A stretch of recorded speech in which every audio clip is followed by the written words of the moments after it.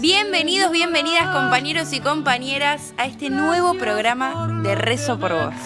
Qué temazo que arrancamos, déjame escuchar un poquito más, Bruno, a ver, Sol. Ahí ya está la voz de Mercedes. Lo van a escuchar en su casa. Estamos en Navidad, Sol, ya estamos ahí. Ya está, estamos a un pasito de la Navidad. Estamos muy cerca.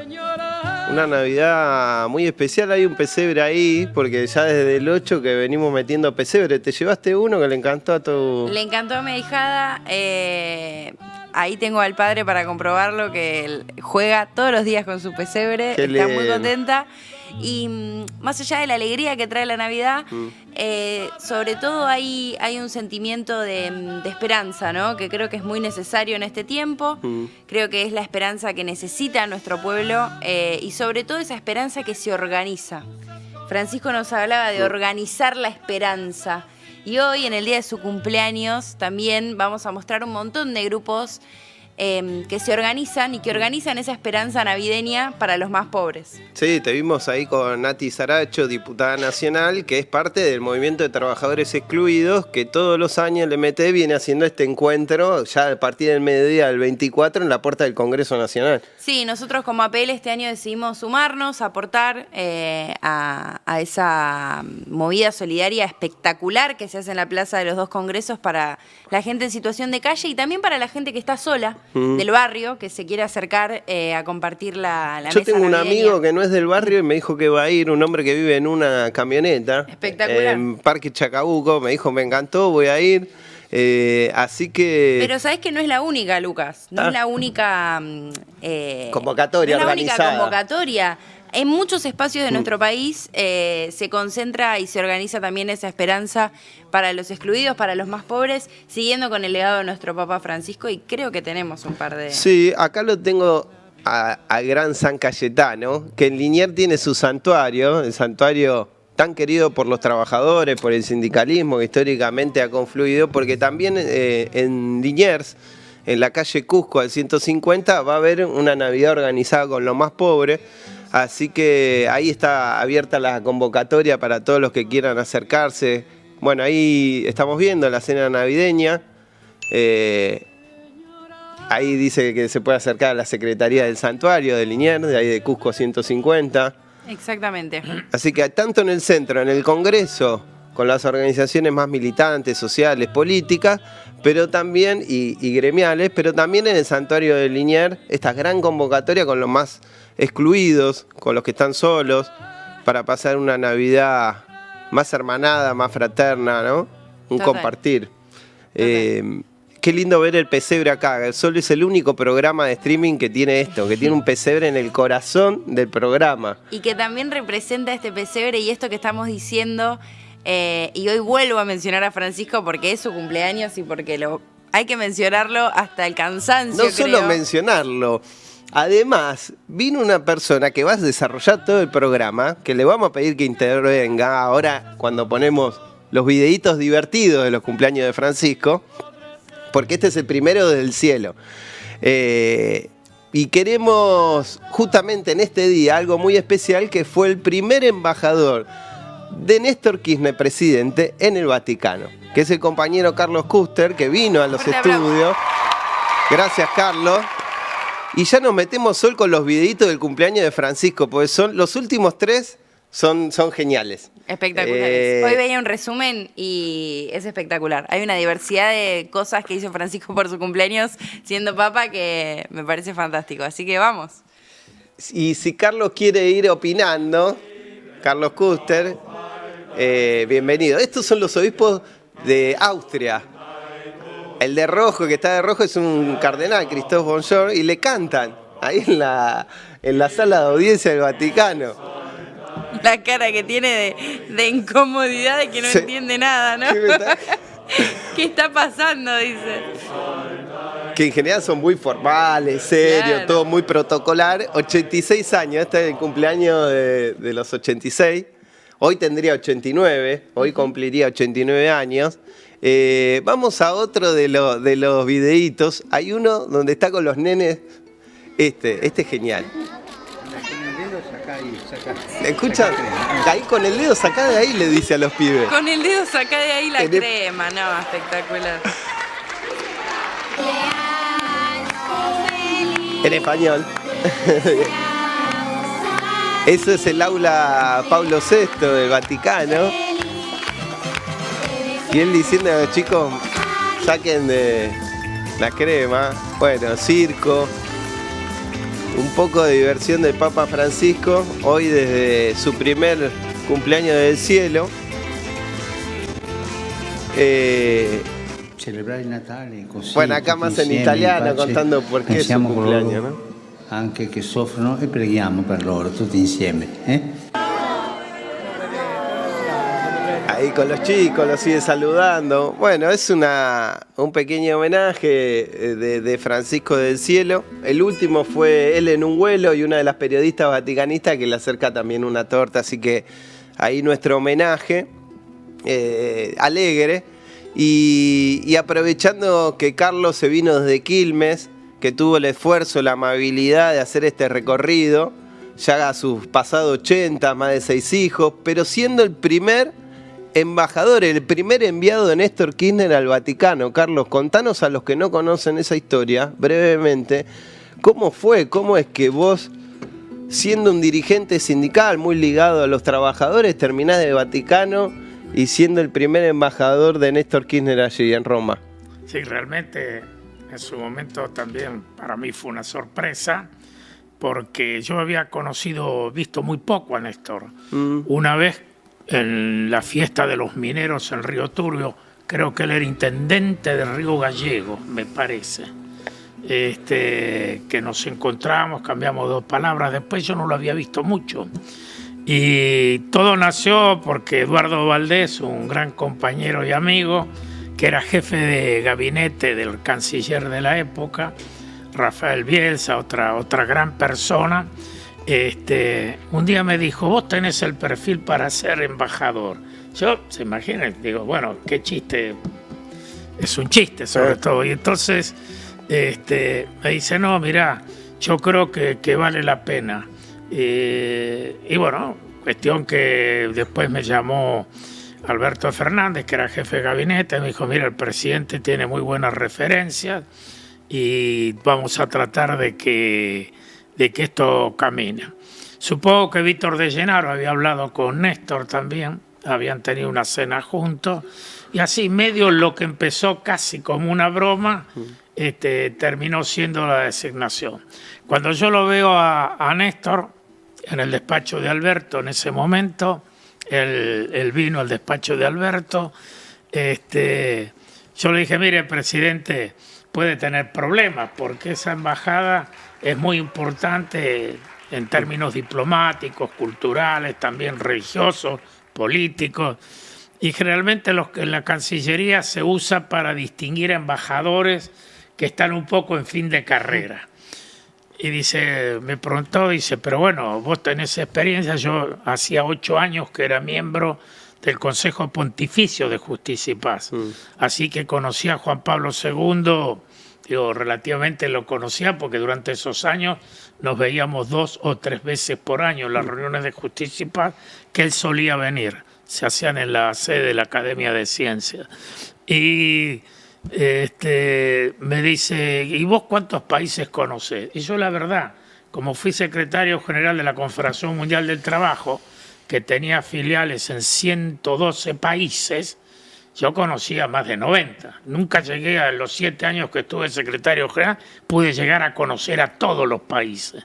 Pero alrededor de 90, 92 países. Impresionante, conocía. Carlos. Como dirigente sindical. Como dirigente sindical, secretario general de la Confederación Mundial de Trabajo, vivía en Bruselas, había dejado a mi querida ATE, la Asociación de Trabajadores del Estado, y yo había dudado también de irme a Bruselas por la cuestión de la familia, los chicos, pero los de ATE insistían mucho, no es oportuno que vos vayas, nos vas a dar una mano indirecta.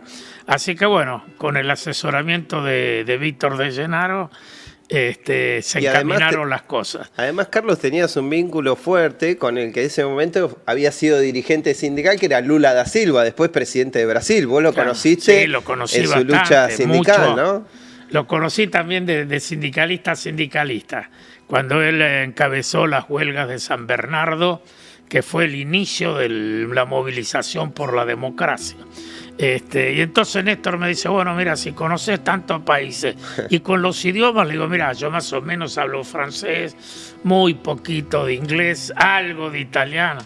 Entonces tenés todas las condiciones, me dice, y no creo que haya algún embajador argentino que conozca más de 90 países. Claro. Entonces me dice, y aparte dice, sos del palo. Nunca me voy a olvidar que digo, aparte sos del palo.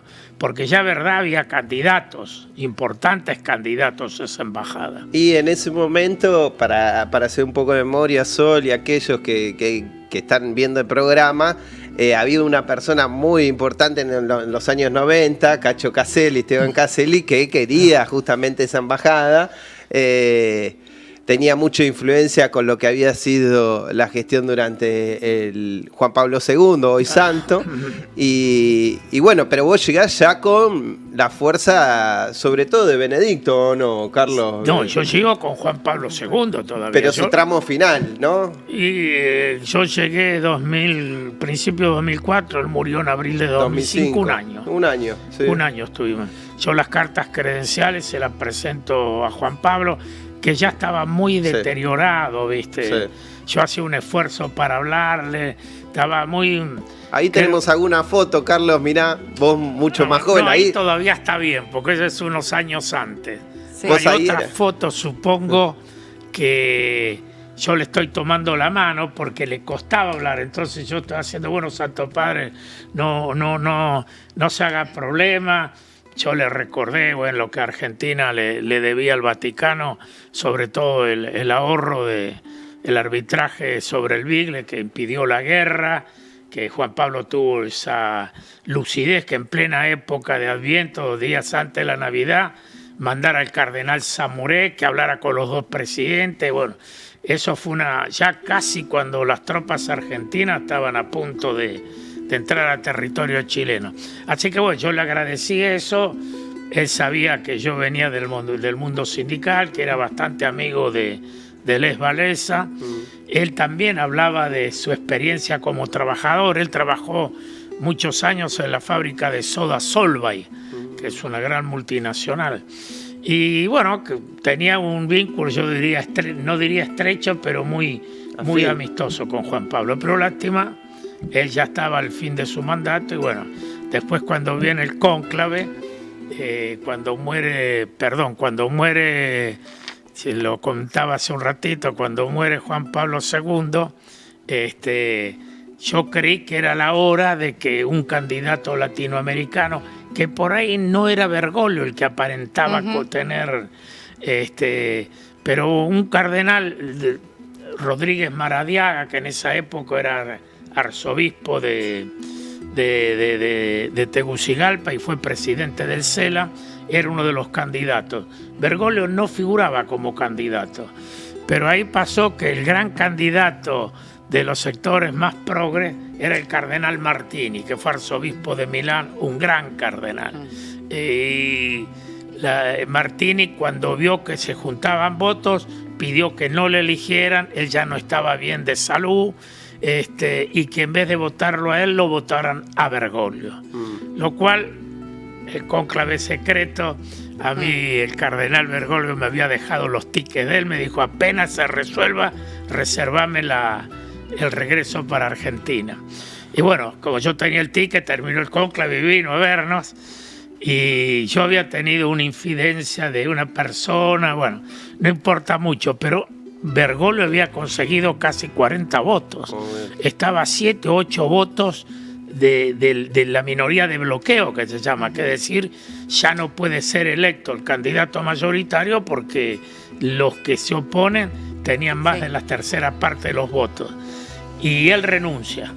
Claro, yo le decía, mire, usted no me puede decir nada, pero yo le digo lo que sé. Claro. Y era una revista de los medios progresistas de la Iglesia que había sacado eso, que Bergoglio había sacado 43 votos, claro, pero que después desistió y pidió que no lo votaran, sino que votaran al candidato mayoritario, que era Benedicto, que la verdad era un santo, un gran teólogo. yo digo con todo respeto y cariño, yo lo conocía bastante al cardenal Ratzinger, pero me parecía que no era el hombre apropiado. Sí, para la época tal vez, ¿no? Un intelectual, ¿viste? Un pianista excelente, de un hombre de una cultura extraordinaria, pero la iglesia estaba en un momento muy difícil, ¿no? Sí. Y ahí recibís, cuando llega Benedicto como papa, ¿no? Que Ratzinger pasa a ser Benedicto, recibís a Néstor Kirchner, a Cristina, a Alfonsín. Contanos. Claro, bueno, tuve esa suerte que cuando muere Juan Pablo, hablamos con la Cancillería, me dice, no, acá cuando lo tradición es que cuando fallece un jefe de Estado, a los funerales va el segundo, porque el primero, el presidente de la Nación, se reserva para la asunción del nuevo pontífice. Y así fue. En las exequias de Juan Pablo II, que fueron monumentales, se calculó que 2 millones de personas transitaron eso. Roma era intransitable. Nosotros teníamos dificultades para llegar a la embajada. Tenían que ir con los carabineros para poder llegar nosotros, porque eso era una marea humana.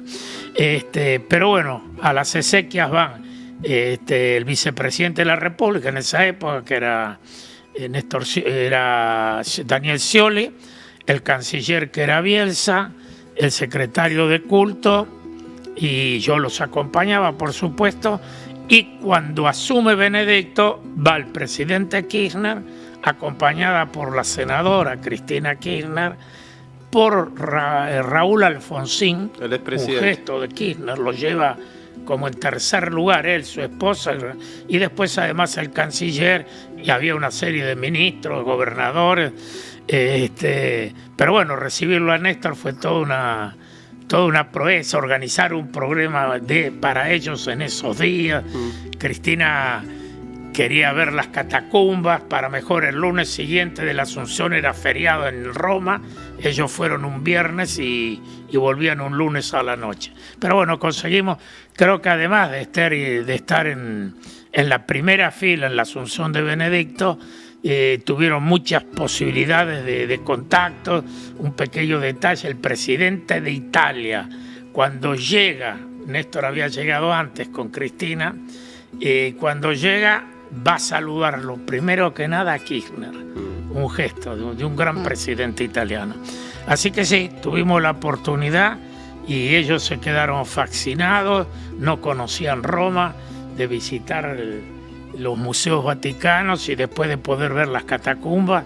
Realmente fue una experiencia muy linda y la pasamos bien esos 3 días, con muchas tensiones, trabajo, pero la pasamos bien, y creo que esa delegación, que era muy numerosa, también la pasó bien, y creo que Kirchner que Néstor y Cristina volvieron muy contentos de haber estado. Teníamos ahí solo una imagen con Bergoglio, con Francisco.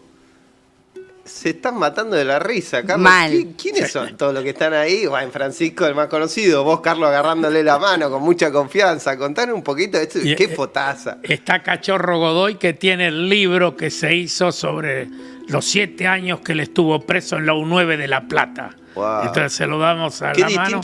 Y el otro es el Colo Isasi, actual secretario general de la CTA de la provincia de Buenos Aires, y que es miembro de la Dirección Nacional de ATE. Que es el tercero, ¿no? El Colo, no se lo ve tan Colo ahí en la foto, pero... Yo le decía, en el Vaticano por lo menos recogete, hacete el rulo era ahí. Pero él es parte de su personalidad, anda con los pelos. No, ahí sobre todo nos reíamos porque Bergoglio me dice: vos traes gente buena siempre, ¿no? Le digo, sí, porque a usted le traen a cada uno, nunca me olvidé. Y él ahí se ríe. Entonces, porque le digo, a usted le traen a cada uno, no, esto yo le doy garantía. Y sí, hemos estado también con Víctor de Gennaro, en un encuentro muy lindo, con Pablo Micheli, con los compañeros de la Confederación Latinoamericana de Trabajadores del Estado. Así que también por eso me se reía Bergoglio, porque yo acompañaba a mucha gente. Y es verdad que la gente que va a Roma, yo era muy amigo del embajador ante el gobierno italiano, un gran embajador, Vittorio Tachetti. Y él se reía porque decía, tenés más trabajo vos, que es un estado minúsculo, que yo con toda Italia. Y él era además concurrente en San Marino y no sé en qué otro país. Pero ¿qué pasa? Que la gente que iba a Roma lo que quería era ver al Papa. Claro. Así que bueno, yo acompañé jueces federales, gobernadores, senadores y diputados. Y bueno, una experiencia humana muy rica en ese sentido. Y ahí, Sí. No, yo quería preguntar puntualmente había otra foto con Francisco, de otro encuentro, supongo, que es esa. Y quería preguntarte cómo era este entrecruzamiento entre tu historia, tu matriz sindical, en una conversación con el Papa Francisco, ¿no? Bueno, primero manteníamos una suerte de correo, yo nunca lo digo esto, pero de correo reservado. Él con su letrita chiquita, yo le hacía algunos comentarios. Y entonces le dije, mira, tengo que ir a Roma. Yo tenía que ir a Suiza realmente por una cuestión de familia. Y le digo, yo voy a ir a Roma la semana que viene. Entonces yo le digo, yo no tengo nada urgente, pero me encantaría si puedo saludarlo. Si le parece, llamo al prefecto de la Casa Apostólica, que es el encargado. Y él mismo me contesta, me dice, no, venite el miércoles, yo llegaba a Roma un martes, venite el miércoles a las 3 de la tarde a Santa Marta, a un living que tenía él. Era una entrevista muy personal, muy particular. En esos momentos se discutía mucho el viaje del Papa, el posible viaje a Argentina. Yo era de los pocos que no quería que viniera, porque me parecía que no era oportuno en esas circunstancias, con ese presidente, que inclusive podría producir problemas de desestabilización. Sí. Como en alguna medida, me acuerdo, vino el general de Gaulle a Buenos Aires y el peronismo movilizó una cantidad enorme. Y la gente gritaba desde el Aeroparque, que vinieron en manifestación, de Gaulle y Perón un solo corazón. Yo digo, corremos el riesgo aparte de eso, más allá de lo que puede pasar a nivel oficial, que las movilizaciones que se hagan a favor de Francisco puedan tener también otro tinte. Y entonces yo les dije la verdad, digo, mire, yo quisiera muchísimo que venga, no creo que estén dadas las condiciones, pero yo formo parte de un grupo Casa Común, que son seguidores de Francisco, que coordina Nacho López, un gran colega de ustedes, cumplió 90 años los otros días y muy amigo del Papa Francisco. Y Nacho me dijo, vos sondealo, decirle que los de Casa Común queremos que él venga. Más, querían lanzar ya una campaña, bienvenido Francisco. Sí. Entonces, yo le digo, yo le tengo que decir que los de la Casa Común quieren que usted venga. Muchos de la Casa Común eran amigos particulares, pero yo personalmente tengo algunas reservas. Y él me dijo, bueno, mira, era junio, es la última vez que nos vimos. Era junio del año pasado. Esta foto que dice Sol era junio, la que está con Francisco en Santa Marta, pero ya en su oficina. Esta foto, Carlos, ¿la llegás ahí a alcanzar a ver? No, esa es en el living el living que tenía en el departamento de él. Sí. Y me dice, mira, yo tengo el viaje para Asia, que es un viaje maratónico, ¿se acuerdan? Sí. Realmente lo hizo meses antes de morir. Sí. Y lo voy a resolver a la vuelta. Pero para mí me quedó claro que no estaba muy convencido de venir, y lamentablemente yo también pensaba que no era lo más oportuno.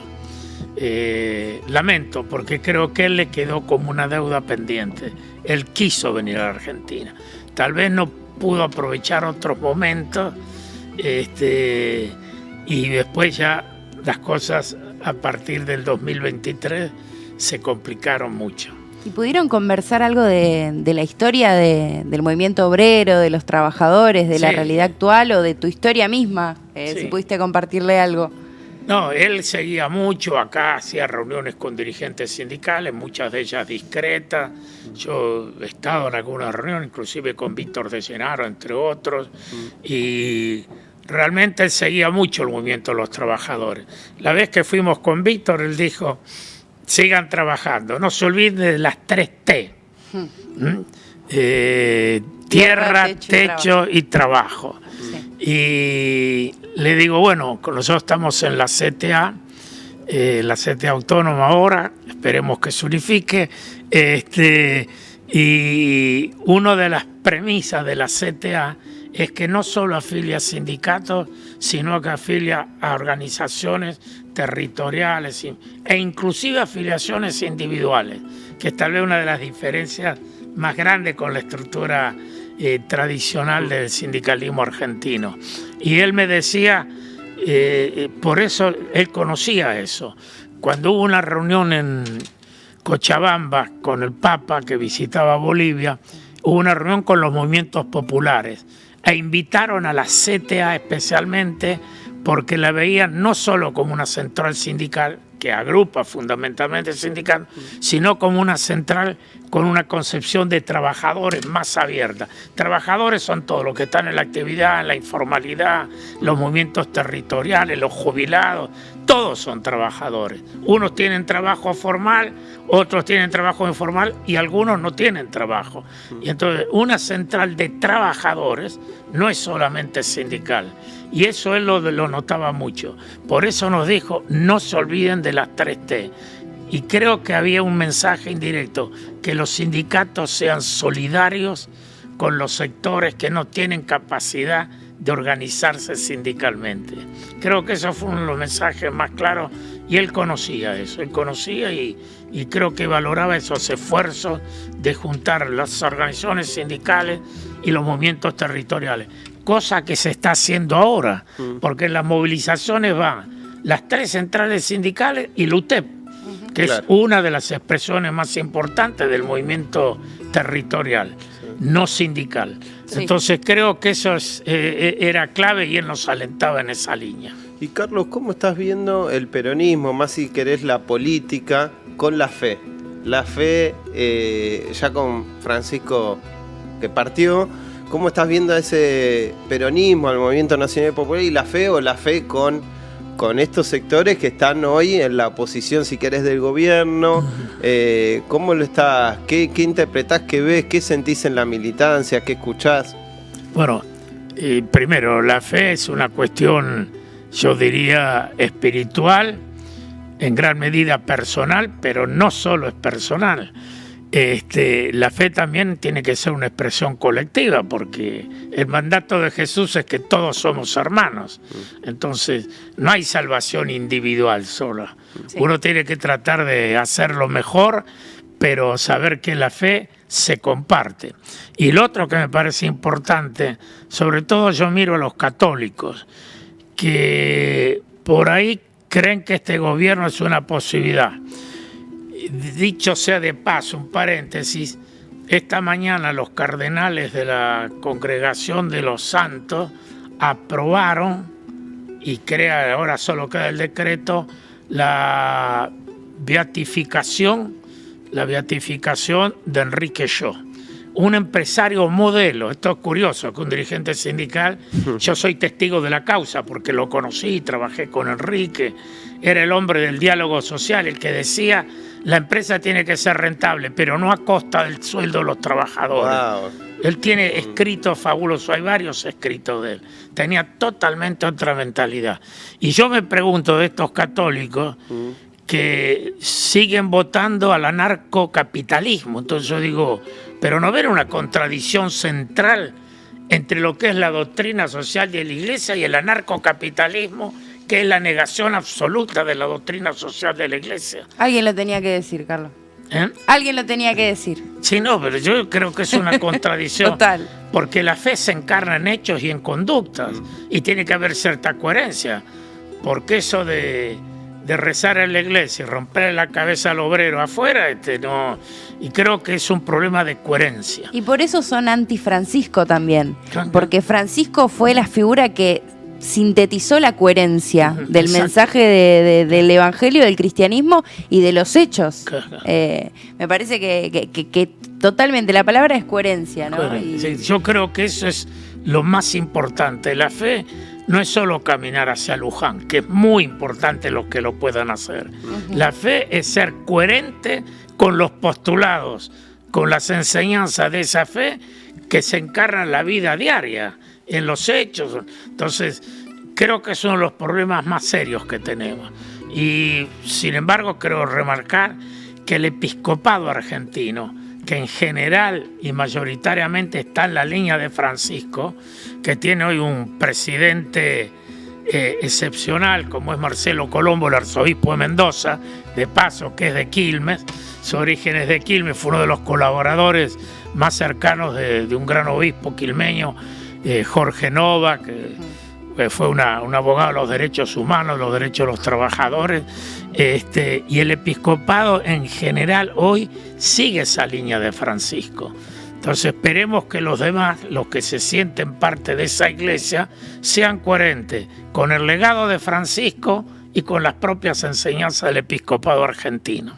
Muchas gracias, Carlos. Se nos fue el año, gente. Ya estamos. Se nos fue el año de Rezo por Vos, primer año de Rezo por Vos acá por Eva TV. Agradecerle por nuestra parte a toda la comunidad de Eva TV, a todo el equipo que trabaja atrás para que esto se vea increíble, se escuche increíble y podamos trabajar de una manera muy, muy amena y sobre todo tener la libertad de poder expresarnos y ser el primer programa de streaming argentino que hable de fe y de política, porque podemos y porque nos parece que es necesario en estos tiempos. Como recién lo decía Carlos, nuestro invitado del día de hoy, poder sintetizar de una dimensión colectiva esto que nosotros experimentamos como una fe encarnada, como este Jesús que vino a nacer entre nosotros, que nos vino a cambiar para siempre la historia, no solo la personal, sino pensar una dimensión donde la justicia social sea posible y sea realizable, porque tenemos un faro puesto, ¿no? Ahí. En el pesebre, ahí, el niñito, le dejamos el lugarcito, la cuna, ya hay que ponerla después el 25 que ya nace. Bendiciones ahí para todos los que nos están viendo. Y yo te quiero agradecer a vos, amigo. Yo también a vos. Gracias por este año. Fue un placer enorme compartir con vos. Sí. Y bueno, veremos todo lo que nos depara el año que viene. Muchas bendiciones para todos. Y nos para estamos... vos, Carlos, para tu familia, para Quilmes, para los compañeros del mundo sindical, de la Casa Común también. Gracias por tomarte el tiempo. Esto fue un diálogo intergeneracional. Ver una piba de 23 años hablando con un hombre de más de 80.